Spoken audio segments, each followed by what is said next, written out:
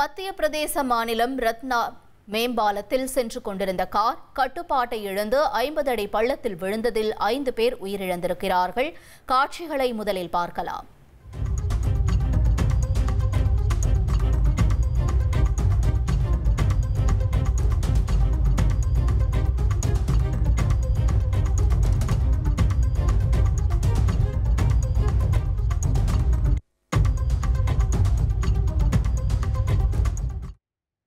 கூடுதல் விவரங்களை செய்தியாளர் ரமேஷ்குமார் வழங்கிட கேட்கலாம். ரமேஷ்குமார், பார்ப்பதற்கே பதைப்பதைக்கும் இந்த வீடியோ காட்சிகள் தொடர்பான விபத்து விவரங்களை பதிவு செய்யுங்க.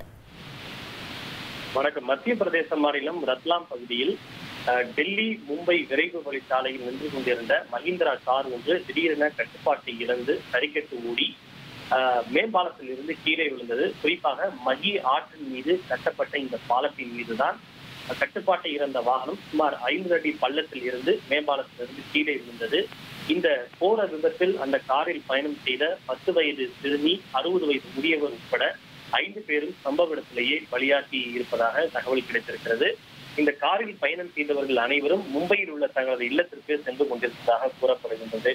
இந்த கோர விபத்தில் 5 பேர் உயிரிழந்த நிலையில் உயிரிழந்தவர்களின் உடல்களை மீட்டு காவல்துறையினர் உடற்கூறு ஆய்விற்காக அனுப்பியிருக்கின்றனர். மேலும் காவல்துறையினர் வழக்கு பதிவு செய்து விசாரணையும் மேற்கொண்டு வரும் நிலையில் இந்த விபத்து தொடர்பான சிசிடிவி காட்சிகள் தற்போது வெளியாகி இருக்கிறது.